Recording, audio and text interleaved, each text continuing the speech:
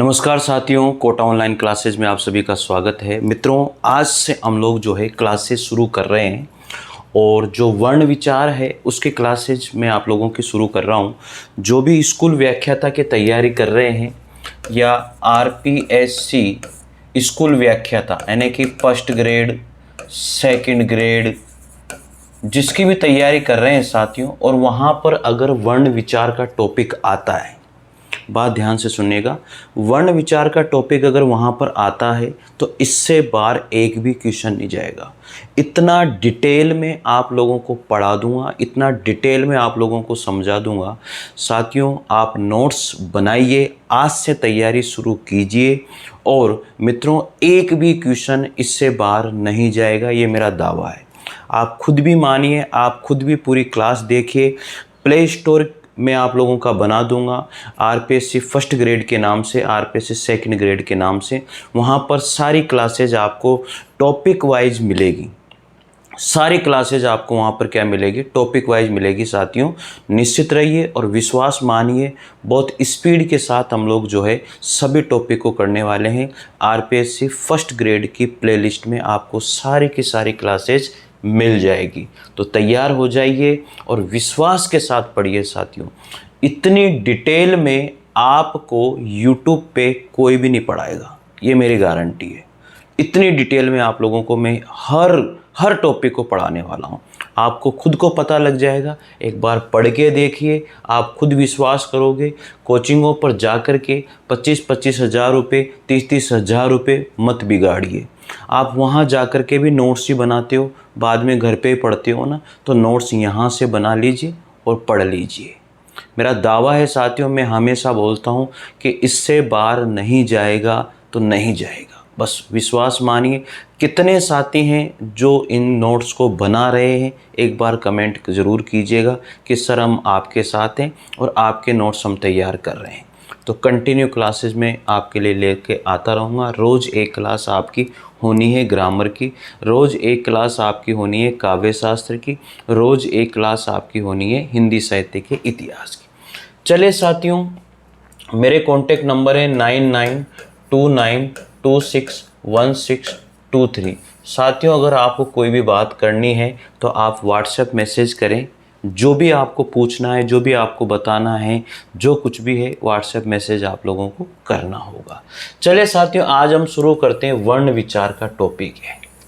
अब वर्ण विचार के टॉपिक में सबसे पहले जो हम बात करेंगे ना, वो ध्वनि के बारे में बात करेंगे। साथियों, जो ध्वनि है, सबसे पहले बात करेंगे जो ध्वनि है, मुख से निकली हुई हवा का स्फोट का मतलब होता है साथियों उच्चारण, यानी कि मुख से निकली हुई हवा का या स्फोट का या उच्चारण का जिसके खंड नहीं किए जा सकते, यानी कि ऐसी आवाज़ या ऐसा उच्चारण या ऐसी ध्वनि जिसके हम लोग खंड कर ही नहीं सकते, नहीं किए जा सकते, उसे हम लोग क्या कहते हैं साथियों? उसे ध्वनि कहते हैं। भोलानाथ तिवारी जी के अनुसार ये डेफिनेशन दी गई है कि ऐसे मुख से निकली हुई हवा का स्फोट, मुख से निकली हुई हवा का स्फोट या मुख से निकली हुई कोई उच्चारण जो है साथियों, जिसके हम लोग क्या नहीं कर सकते, खंड नहीं किए जा सकते, उसको ही हम लोग क्या कहते हैं? ध्वनि कहते हैं। और ये जो है भोलानाथ तिवारी जी ने इसकी डेफिनेशन आप लोगों को दी है। ठीक है, आगे बात करते हैं साथियों। अगला पॉइंट आता है, ध्वनि भाषा की मौखिक एवं सबसे छोटी लघुत्तम इकाई है। बात यहाँ पर ये याद रखना साथियों कि ध्वनि जो है वो भाषा की मौखिक रूप से, ये बात आपको पता होना चाहिए कि ध्वनि जो है भाषा की मौखिक रूप से क्या है? सबसे छोटी या लघुत्तम इकाई मानी जाती है। ये चीज़ आपको पता होनी चाहिए कि मौखिक रूप से जो ध्वनि है वह भाषा की सबसे लघुत्तम और सबसे छोटी इकाई मानी जाती है। फिर आगे बात करते हैं मित्रों, यहाँ पर आगे यही बात है। अगला पॉइंट आता है अपने पास यहाँ पर वर्ण का।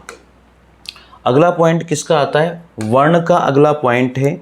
और इस वर्ण के अगले पॉइंट को देखें। यहाँ से एक तरह से शुरुआत तो वहीं से हो जाती है, लेकिन समझने वाली बात है, हर चीज़ आपको एक एक पॉइंट बता रहा हूँ। अब वर्ण को देखें। अब ध्वनि तो क्या थी, मौखिक रूप से लघुत्तम इकाई थी, लेकिन जो वर्ण है वो लिखित रूप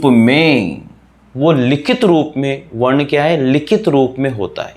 वर्ण हमेशा क्या होता है साथियों, लिखित रूप होता है। किसका, ध्वनि का। ध्वनि का जो लिखित रूप होता है उसे ही हम लोग क्या कहते हैं, वर्ण कहते हैं। बहुत सिंपल सी डेफिनेशन है ये, ठीक है। आगे बात करते हैं कि जो वर्ण है रचना के स्तर पर अथवा लिखित रूप में भाषा की सबसे छोटी इकाई होती है। साथियों, मौखिक रूप में भाषा की सबसे छोटी इकाई क्या होती है, ध्वनि होती है। इसी तरह से अगर बात की जाए कि लिखित रूप में भाषा की सबसे छोटी इकाई किसको माना जाता है, तो फिर वो वर्ण को माना जाता है। बात यहाँ तक समझ में आ गई आप लोगों के। आगे बढ़ते हैं इसी क्रम में। अब बात आती है तीसरे नंबर पर अक्षर की। बात आती है अक्षर, यानी कि जिसका कभी नाश न हो, ठीक है। वह ध्वनि या ध्वनि समूह जिसका उच्चारण श्वास के एक झटके में हो जाता है, यानी कि वह ध्वनि या वह वर्ण समूह या वह ध्वनि समूह जो है जिसका उच्चारण साथियों श्वास के एक झटके में हो जाता है, उसे हम लोग क्या कहते हैं, अक्षर कहते हैं साथियों। जैसे जी, क्या, आम। अगर आप ये अक्षर है साथियों, मान लीजिए कि ये कभी नष्ट नहीं हो सकते, आप इनके टुकड़े भी कर दोगे तो भी उसके बाद में उनके कोई टुकड़े नहीं हो सकते ना। तो यही चीज है मित्रों कि अक्षर जो होते हैं वो कभी भी नष्ट नहीं होते हैं। तो इस बात का आपको ध्यान रखना है। वह ध्वनि या ध्वनि समूह जिसका उच्चारण श्वास के एक झटके में हो जाता है, उसे हम लोग क्या कहते हैं, अक्षर कहते हैं। जिसको एक झटके में बोला जाए, जी एक झटके में बोला गया, क्या एक झटके में बोला गया, आम, तो जिसको एक ही झटके में बोला जाए उसको हम लोग क्या कहते हैं, अक्षर कहते हैं। बात समझ में आ गई यहाँ तक। मेरे हिसाब से यहाँ तक आपको कोई भी परेशानी नहीं होनी चाहिए। आगे बढ़ते हैं साथियों, लिख लिया करो भाई। आगे है वर्णमाला। मित्रों, मैं गारंटी दे रहा हूँ, इससे डिटेल कोई भी नोट्स आपको नहीं करवाएगा यूट्यूब पे, ये मेरी गारंटी, आप खुद देख लेना वली से।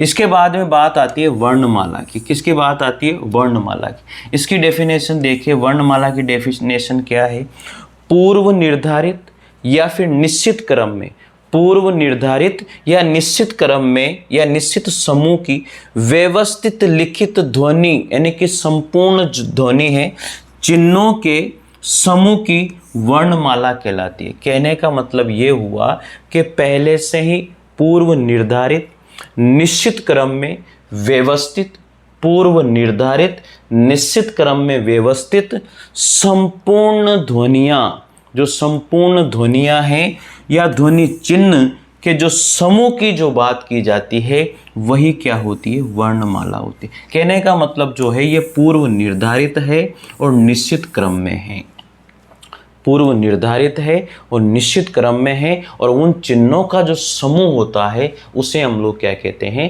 वर्णमाला कहते हैं। ठीक है, यहाँ तक कोई समस्या नहीं है। अब आगे बात करते हैं साथियों, पांचवी बात आती है हमारे पास, हिंदी की वर्णमाला।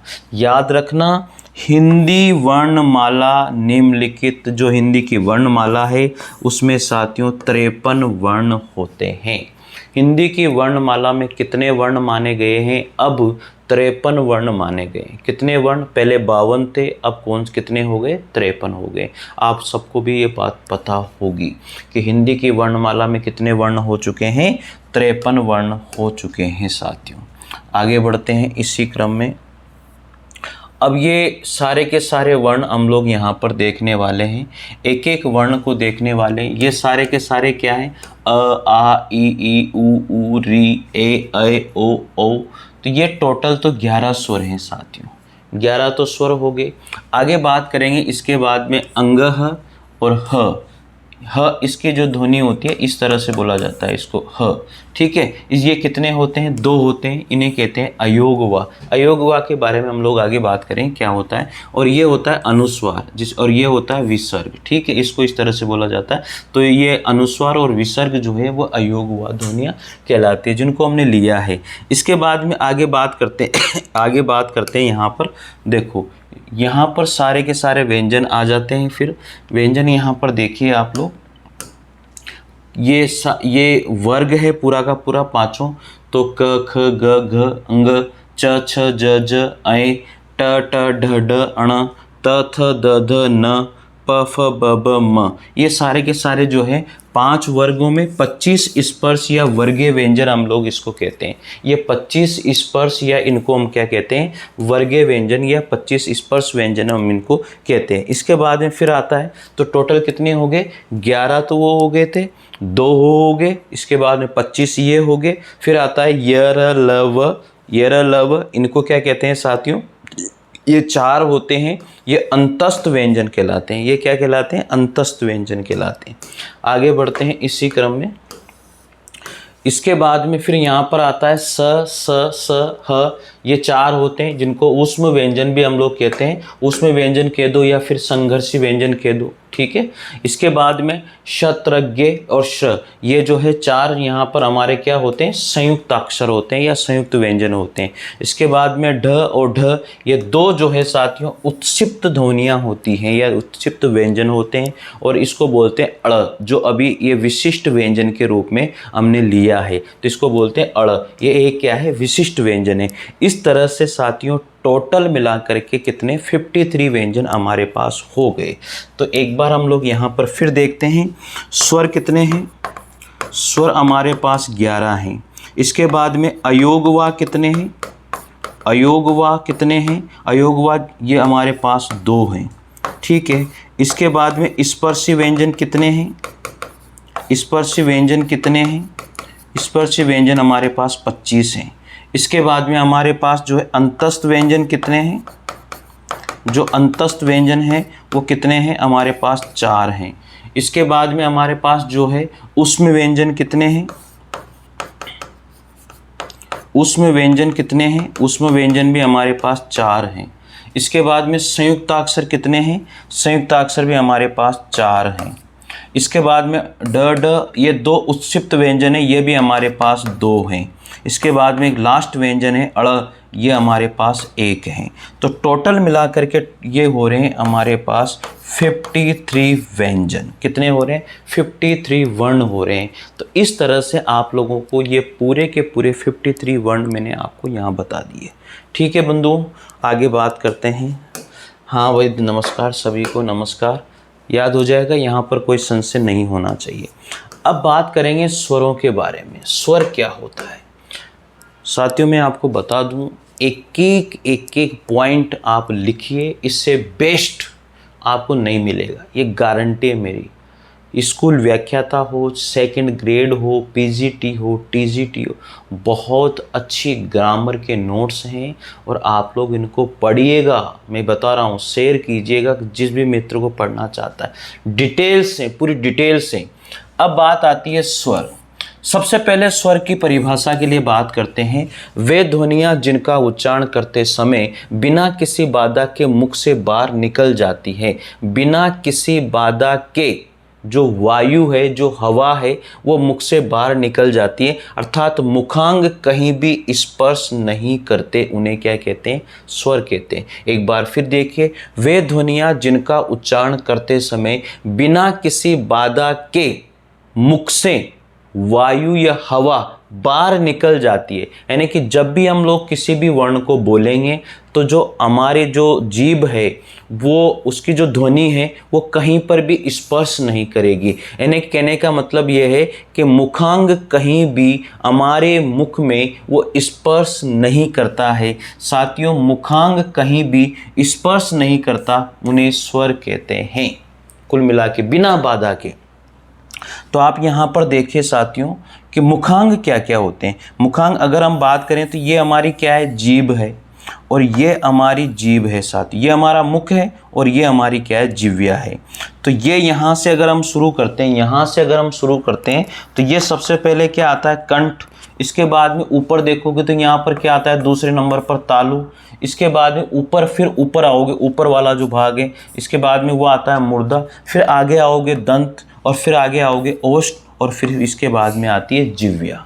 तो आप यहाँ से स्टार्ट कीजिए, ठीक है ना, यहाँ से स्टार्ट कीजिए। तो ये हमारा मुख है, ठीक है, ये हमारा क्या मुखांग है। मुखांग। तो सबसे पहले हम लोग बात करेंगे कंठ, यहाँ से आवाज़ निकली, फिर उसके बाद में ऊपर का वाला भाग जो लंबा सा होता है वो तालू पे आ गया, फिर तालू के ऊपर वाला जो भाग है वो मुर्दा हो गया, उसके बाद में मुर्दा के आगे बात करेंगे दांत आ जाएंगे, दांत के बाद में हमारे होठ आ जाएंगे, ठीक है। पाँचवें नंबर पर क्या आगे होठ, और होठ के बाद में फिर को जीभ को लिया जाता है। तो ये हमारे मुखांग है। इस तरह से आपको ये याद करना है कि वे ध्वनियाँ जिनका उच्चारण करते समय बिना किसी बाधा के मुख से बाहर निकलती है, यानी कि कोई रुकावट नहीं होती है, यानी कि मुखांग में कहीं भी स्पर्श नहीं करती है बिना किसी बाधा के, तो उसे कहते हैं स्वर। याद हो जाएगा, यहाँ तक कोई दिक्कत नहीं है। आगे बढ़िए, अब बात करते हैं यहाँ पर स्वरों की संख्या। अब स्वरों की संख्या कितनी है ये समझने की कोशिश करना कि जो स्वरों की संख्या है साथियों वो कितनी है। हिंदी वर्णमाला में निम्नलिखित कितने होते हैं? 11 स्वर होते हैं। हिंदी वर्णमाला में कितने स्वर होते हैं? 11 स्वर होते हैं। और स्वर क्या है? अ, आ, ई, उ, री, ए, ओ और औ। ये टोटल मिलाकर के कितने स्वर हैं? 11 स्वर हैं। सबसे मुख्य बात जो आपको जाननी चाहिए वो ये है कि री का उच्चारण करते समय जिह्वा मूर्धा को स्पर्श करती हैं, अतः यह हिंदी में शुद्ध स्वर नहीं रह गया है। यह सबसे मुख्य बात आपको याद रखनी है, क्योंकि क्या होता है कि जब इनका उच्चारण करते हैं कि जिह्वा कहीं भी स्पर्श नहीं करती है, लेकिन जो री है, ये री जो है साथियों उच्चारण करते समय जिह्वा जो है मूर्धा को स्पर्श करती है, इसलिए कहा जाता है कि हिंदी में अब एक शुद्ध स्वर नहीं है। ये हिंदी में एक शुद्ध स्वर नहीं है, इसलिए हिंदी में जो शुद्ध स्वरों की संख्या मानी जाती है वो 10 ही मानी जाती है। अगर क्वेश्चन आ जाए कि हिंदी में कितने शुद्ध स्वर हैं तो वो 10 ही बताने हैं। हिंदी में स्वर कितने हैं तो 11 बताने, लेकिन अगर वो बात करें कि शुद्ध स्वर कितने हैं तो फिर मित्रों आपको कितने बताने हैं? 10 ही बताने हैं, ठीक है। अब स्वरों का वर्गीकरण हम लोग यहाँ पर देखते हैं। स्वरों का वर्गीकरण, यहाँ पर पूरा स्वरों का वर्गीकरण दिया हुआ है भाई। अब पूरा स्वरों का वर्गीकरण आप यहाँ पर देख लीजिए, एक एक बात आपको यहाँ पर बताई गई है। स्वरों का वर्गीकरण क्या है? सबसे पहले स्वरों का वर्गीकरण रचना के आधार पर, दूसरे नंबर पर स्वरों का वर्गीकरण उच्चारण स्थान के आधार पर, तीसरे नंबर पर स्वरों का वर्गीकरण कालमान या मात्रा के आधार पर, चौथा नंबर है होष्ठ आकृति या मुख आकृति के आधार पर, और पांचवा नंबर है साथियों यहाँ पर मुख के खुलने के आधार पर, और छठा नंबर है यहाँ पर जिह्वा की स्थिति के आधार पर। तो स्वरों का वर्गीकरण साथियों हम डिटेल से 6 भागों में हमने स्वरों का वर्गीकरण बांटा है। तो सबसे पहले रचना के आधार पर, दूसरा उच्चारण स्थान के आधार पर, तीसरा कालमान या फिर मात्रा के आधार पर, चौथा है वोष्ठ आकृति या मुखाकृति के आधार पर, पांचवा है मुख के खुलने के आधार पर, और छठा है जिह्वा की स्थिति के आधार पर। मित्रों बहुत डिटेल्स हैं, एक एक पॉइंट नोट्स हैं, बहुत तगड़े हैं। और आप लोगों को मैं बता दूं, अगर इन नोट्स को आप अपने घर पे मंगवाना चाहते हो तो ये पूरी बुकलेट है जो आप लोगों के लिए बनाई हुई है, पूरी देख लीजिए। बहुत इस तरह से इसमें पूरी ग्रामर आप लोगों के पास आ जाएगी। हैंड रिटन नोट्स हैं सारे के सारे, ये देख लीजिए। इसी तरह से मित्रों मैं आपको बता दूं, हिंदी साहित्य के भी 2 भागों में हैंड रिटन नोट्स हैं। हिंदी साहित्य के 2 भागों में है साथियों, ये देख लीजिए। पूरे हिंदी साहित्य के नोट्स हैं, पूरे डिटेल में नोट्स हैं पूरे, आपको कोई टेंशन ही नहीं है हिंदी साहित्य के इस तरह से। तो आप लोग इनको मंगवा सकते हैं अपने घर पर, स्पीड पोस्ट के माध्यम से हम लोग भेजते हैं, बहुत सारे स्टूडेंट को भेजते हैं। आपको लगता है कि हम कुछ PDF देखना चाहते हैं, कुछ पेज देखना चाहते हैं, तो आप व्हाट्सएप मैसेज कर दीजिए, आपको वो भी मिल जाएंगे, ठीक है। मैंने आपको बता दिए थे मेरे नंबर 9929261623। अगर आप नहीं मंगवाना चाहते हैं तो मैं पूरे नोट्स आपको यहाँ करवा रहा हूँ, आपको कोई समस्या नहीं है, फिर भी घर पे नोट्स होने चाहिए। तो मैंने आपको बता दिया स्वरों का वर्गीकरण हमने 6 आधार पर बांटा है। सबसे पहले हमने बांटा है रचना के आधार पर, इसके बाद में हमने बांटा है उच्चारण स्थान के आधार पर, इसके बाद में कालमान जिसे हम कहते हैं मात्रा के आधार पर, समय लगने के आधार पर, फिर है होष्ठ आकृति या इसमें मुखाकृति के आधार पर, फिर है मुख के खुलने के आधार पर, फिर है जिह्वा की स्थिति के आधार पर। तो अच्छे से आप लोग स्पीड बढ़ाकर भी देख सकते हैं, पर नोट्स ज़रूर बनाइएगा साथियों, बहुत अच्छे नोट्स हैं, ठीक है। इसके बाद में आगे हम लोग बढ़ते हैं। इसी क्रम में। तो ये तो हो गया स्वरों का वर्गीकरण। अब वर्गीकरण में सबसे पहले बात करेंगे हम लोग यहाँ पर, सबसे पहले है रचना के आधार पर स्वरों का वर्गीकरण। तो रचना के आधार पर अगर स्वरों का वर्गीकरण किया जाए मोटा मोटा, तो सबसे पहले है मूल स्वर, सबसे पहले है मूल स्वर, और नंबर 2 पे बात करेंगे साथियों संधि स्वर। रचना के आधार पर स्वरों का जो वर्गीकरण है वो 2 भागों में या 2 आधार पर हमने किया है, एक तो है मूल स्वर और दूसरा है यहाँ पर संधि स्वर। ठीक है, तो मूल स्वर जिसे हम लोग रूढ़ स्वर भी कहते हैं, जिसे हम लोग जो है विजाक्षर भी कहते हैं, जड़ स्वर भी कहते हैं, नैसर्गिक स्वर भी कहते हैं और प्राकृतिक स्वर भी कहते हैं। साथियों जो मूल स्वर हैं वो कितने माने गए हैं, वो 4 ही माने गए हैं। अ, छोटी ई और फिर छोटा ऊ है और री है। इस तरह से जो मूल स्वर हैं साथियों वो 4 ही माने गए हैं। मूल स्वर को हम नैसर्गिक स्वर, जड़ स्वर भी हम लोग इसको कहते हैं, विजाक्षर भी हम लोग इसको कहते हैं, रूढ़ स्वर भी कहते हैं, प्राकृतिक स्वर भी हम लोग जो है मूल स्वरों को ही कहते हैं। तो इतने सारे नाम यहाँ पर दिए हुए हैं, आप लोग इन नामों को भी ध्यान रखिएगा। ठीक है, और दूसरा भाग है किसका, रचना के आधार पर संधि स्वर। ठीक है, आगे बात करते हैं भाई इसी क्रम में परिभाषा। अब यहाँ पर जो परिभाषा है साथियों उसको जानना बहुत जरूरी है। देखिए परिभाषा है वे स्वर जो अपने आप में स्वतंत्र हैं, वे स्वर जो अपने आप में स्वतंत्र हैं, जो किसी अन्य स्वर के योग से नहीं बने हैं। वे स्वर जो अपने आप में क्या हैं, स्वतंत्र हैं। मूल स्वर की बात कर रहा हूं मैं, जो अपने आप में स्वतंत्र हैं और किसी अन्य स्वर के योग से नहीं बने हैं, उन्हें हम लोग क्या कहते हैं, मूल स्वर। जिसे हम नैसर्गिक स्वर, जड़ स्वर, विजाक्षर, हम लोग इतने सारे नामों से उनको जानते हैं। इसके बाद में नंबर 2 पे हमने बात करी थी संधि स्वर। संधि स्वर क्या होते हैं, वे स्वर 2 स्वरों की संधि से बने हैं। ऐसे स्वर जो 2 स्वरों के मेल से बने हैं उन्हें हम लोग क्या कहते हैं, संधि स्वर कहते हैं साथियों। और इनकी संख्या कितनी बताई गई है, 7। याद रखना जो मूल स्वर है उनकी संख्या 4 है और इसके बाद में इनकी संख्या कितनी बताई गई है, संधि स्वरों की संख्या 4 बताई गई है। यह आप लोगों को पता होना चाहिए। संधि स्वर क्यों कहते हैं साथियों, अ प्लस अ मिलेगा तो क्या बनता है साथियों, आ। तो ये संधि हुई नहीं हुई, यहाँ पर इनकी ये संधि विच्छेद है, संधि करते क्या हो गया, आ बन गया। तो ये आ एक संधि स्वर है। इसके बाद में ई और ई से बड़ा ई बन गया तो संधि स्वर है। इसके बाद में बड़ा ऊ बन गया, ऊ और ऊ के ई से, तो संधि स्वर है। इसके बाद में अ और ई से मिलकर के ए बन गया, संधि स्वर है। इस अ और ए के मेल से क्या बना, बड़ा ए बना। अ और ऊ के मेल से ओ बना, अ और ओ के मेल से औ बना। तो इस तरह से साथियों ये संधि स्वर हैं। तो आ, बड़ी ई, बड़ा ऊ, ए और अए, ओ और औ, ये साथियों जो 7 के साथ जो मैंने बताए ये क्या हैं, आपके संधि स्वर हैं। मेरे हिसाब से आपको बात समझ में आ गई होगी। आगे बढ़ें इसी क्रम में मेरे मित्रों, बहुत तगड़ी बातें हैं जो आपको ध्यान रखनी है। अब संधि स्वर को भी साथियों हम 2 भागों में बांट रहे हैं। संधि स्वरों को भी हमने कितने भागों में बांटा है, संधि स्वरों को भी 2 भागों में बांटा है साथियों। सबसे पहला भाग है सजातीय संधि स्वर और दूसरा है विजातीय संधि स्वर। याद रखना भाई, इन चीज़ों को ध्यान रखना बहुत जरूरी है। तो संधि स्वरों को 2 भागों में बांटा है, सजातीय संधि स्वर और विजातीय संधि स्वर। इनके नाम से पता लग रहा है, यानी कि अपनी जाति से बंधा हुआ, जैसे अ प्लस अ, इससे बना है आ, तो ये सजातीय संधि स्वर हो गया।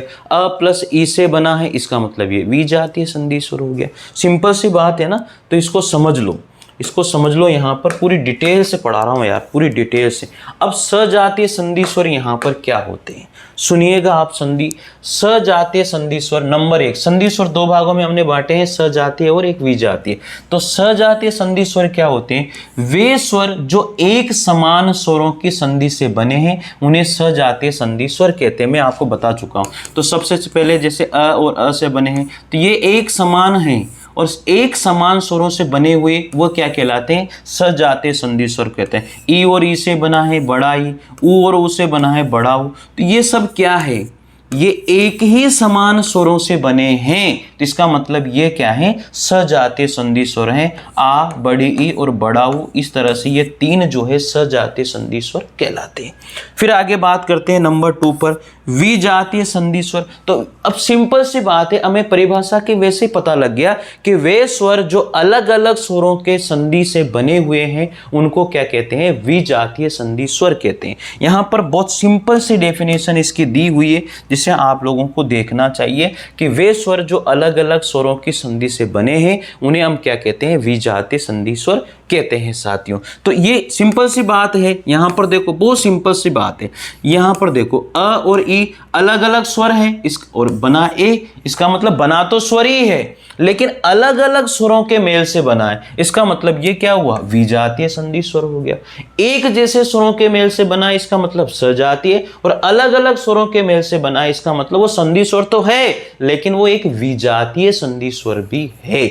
इस बात से आप लोगों को ध्यान रखना है। तो अ और ए के मेल से बड़ा है, अ और ऊ के मेल से साथियों बड़ा छोटा हो, और यहाँ पर अ और ओ के मेल से बड़ा हो बना। तो इस तरह से विजातीय संधि स्वर कितने हुए, 4 हुए। तो सजातीय 3 हैं, संधि स्वर तो टोटल कितने 7 हैं, लेकिन उसमें सजातीय संधि स्वर 3 हैं और विजातीय संधि स्वर कितने हैं साथियों, 4 हैं।